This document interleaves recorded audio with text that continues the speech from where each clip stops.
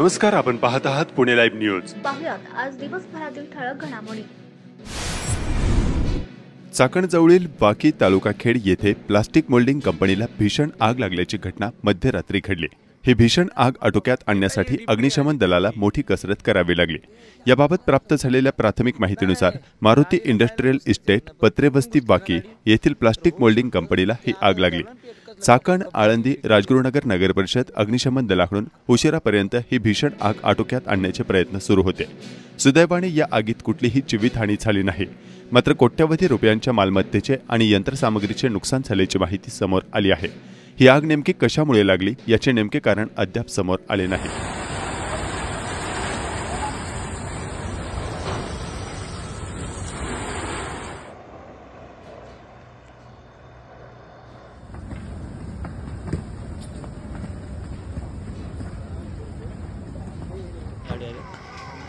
DP समोर जाऊन एकाही डीपी अलीकडली चान्सेस असतात मग आता नाही गाडीला जायलाच घुसायला चान्स नाही, पण तिकडून घुसली ना गाडी तर होऊ शकतं। पण ते आता धरण पेट कसलं खपाखप फिकी ते आतमध्ये केमिकल असं ठप्पा ठप फुटत आलं।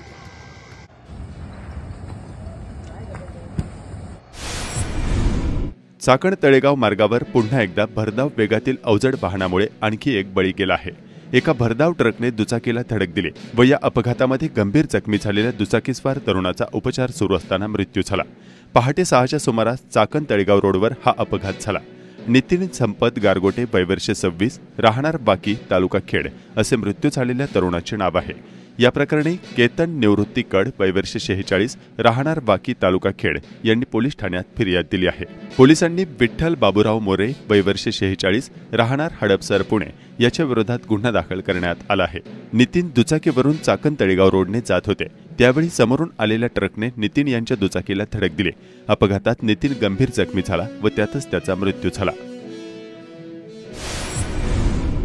संरक्षण खात्याच्या तळेगाव डेपो येथे कायमस्वरूपी नोकरी लावण्याचे आमिष दाखवून डेपोत काम करणाऱ्या एका कर्मचाऱ्याने देहुगाव येथील 4 जणांकडून 43 लाख रुपये उकळल्याचा गंभीर प्रकार समोर आला आहे।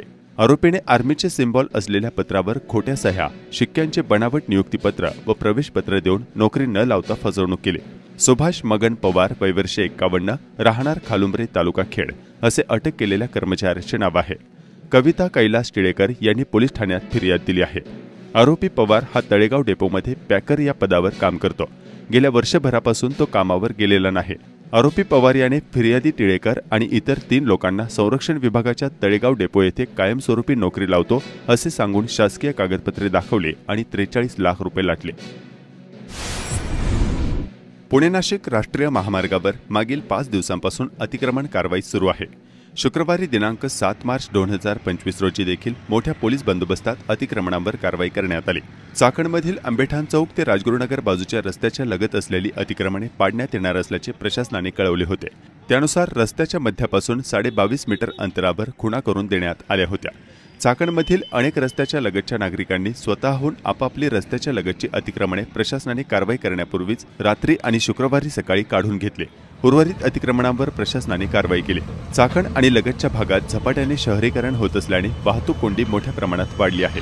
या भागात नियोजित पायाभूत सुविधा निर्माण करून विकासाला चालना देण्यासाठी आणि नागरिकांसाठी सुलभ वाहतूक सुनिश्चित करण्यासाठी रस्ता रुंदीकरण करणे आवश्यक आहे। अतिक्रमण हटवणे हा त्यासाठीचा महत्त्वाचा टप्पा असून यासाठी सदरची कारवाई केली जात असल्याचे प्रशासनाकडून सांगण्यात येत आहे। पोलीस कर्मचारी, सुरक्षा बलाचे जवान तसेच पीएमआरडीए आणि राष्ट्रीय राजमार्ग प्राधिकरण यांचे अधिकारी या कारवाईवेळी उपस्थित होते। याशिवाय पोकलेन आणि जेसीबी यंत्राचा निष्कासनाच्या कारवाईसाठी वापर करण्यात येत आहे।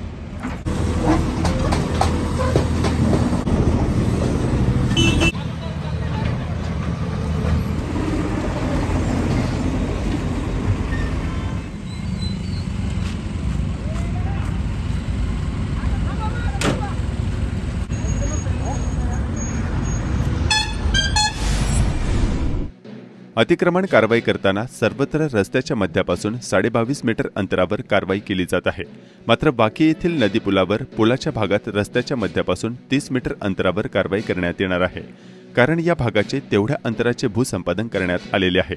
ज्या भागात 30 मीटरपर्यंत कार्यवाही होणार आहे त्या ठिकाणी मोठी हॉटेल्स आहेत। या हॉटेल चालकांनी रस्त्यावरील आपली अतिक्रमणे काढण्यास सुरुवात केली आहे।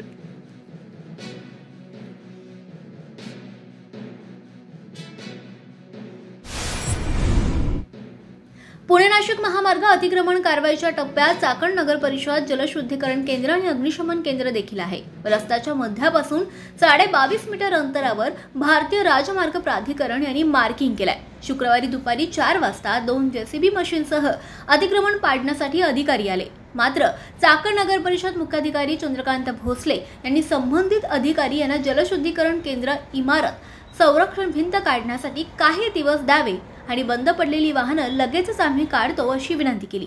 मात्र प्रत्यक्षात लेखी पत्र द्या, त्याशिवाय आम्ही कारवाई थांबवणार नाही असा पवित्रा महामार्ग अधिकारी यांनी घेतल्यावर अखेर चाकणच्या मुख्याधिकारी यांनी लेखी पत्र दिलं आणि त्यानंतर कारवाई पुढे ढकलण्यात आली।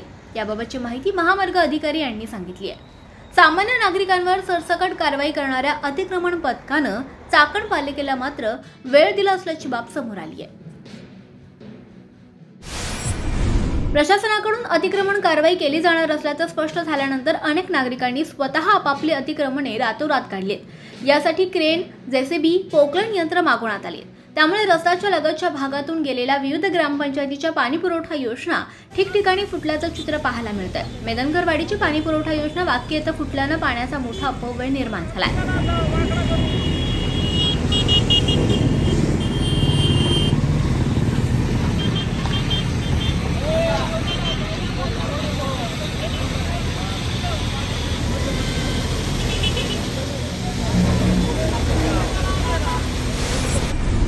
धरणातून उन्हाळी हंगामाचे आवर्तन सोडल्यानं काळू संगमवाडी येथे संगमेश्वर मंदिरापाशी बंधाऱ्याजवळचे विहंगम दृश्य पाहायला मिळत आहे।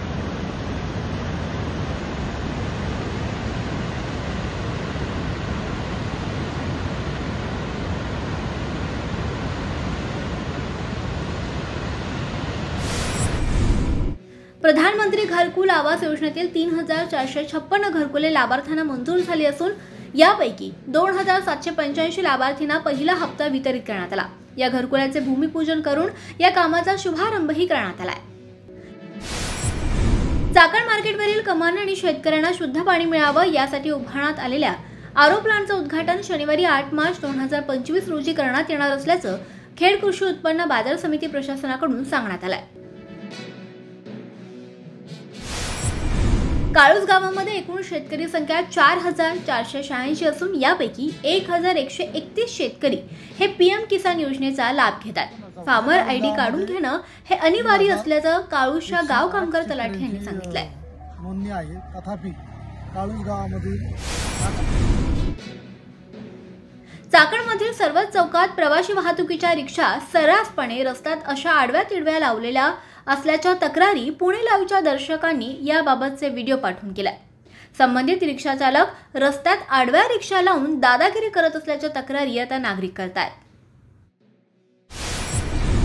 खेडचे आमदार बाबाजी काळे यांनी शुक्रवारी 7 मार्च 2025 रोजी सलग दुसऱ्या दिवशी अर्थसंकल्पीय अधिवेशनात इंद्रायणी प्रदूषण आणि विविध विषयांवर चर्चेत सहभाग घेतला। महिला वर्कर महिलांना मानधन वाढवून सुविधा द्याव्यात अशी या ठिकाणी विनंती करून खऱ्या अर्थानं महिला सक्षम तळेगाव चाकण शिक्रापूर रस्त्यावरील अतिक्रमणे पुढील आठवड्यापासून काढण्यास सुरुवात करण्यात येणार आहे। मागील वेळी तळेगाव चाकण ते शिक्रापूर रस्त्यावरील अतिक्रमणे रस्त्याच्या मध्यापासून 15.5 मीटरपर्यंत काढण्यात आली होती। तेवढ्याच अंतरातील अतिक्रमणे यावेळी देखील काढण्यात येणार असल्याची शक्यता आहे। मात्र सदरचा तळेगाव चाकण शिक्रापूर रस्ता MSRDCकडे वर्ग करण्यात आलेला असल्यानं ते काही वेगळे नियम लावणार का याकडे आता या रस्त्यालगतच्या सर्वांचे लक्ष लागले आहे।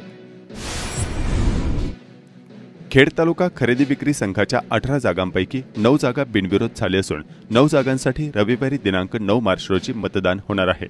राजगुरुनगर येथील वाडा रस्त्यावरील जिल्हा परिषदेच्या मुलींच्या शाळा इमारतीत सकाळी 9 ते सायंकाळी 5 वाजेपर्यंत मतदान होणार असून मतदानानंतर लगेचच मतमोजणी आणि निकाल जाहीर करण्यात येणार आहेत। 9 जागांसाठी होणाऱ्या निवडणुकीत चाकण, वाफगाव, चास, कडूस आणि महाळुंगे या 5 सोसायटीच्या जागांसाठी दुरंगी लढत होत आहे। या निवडणुकीत ज्येष्ठ पत्रकार एकनाथ सांडभोर यांनी उमेदवारी अर्ज दाखल केल्यानं या कायम बिनविरोध निवडून येणाऱ्या संचालकांपुढे आव्हान उभे राहिले आहे। भले मला मतदान नाही केलं तरी चालेल, पण वाईट पडेल पैसे लोकांना विकत घेतात आणि मग नमस्कार, आपण पाहत आहात पुणे लाईव्ह न्यूज।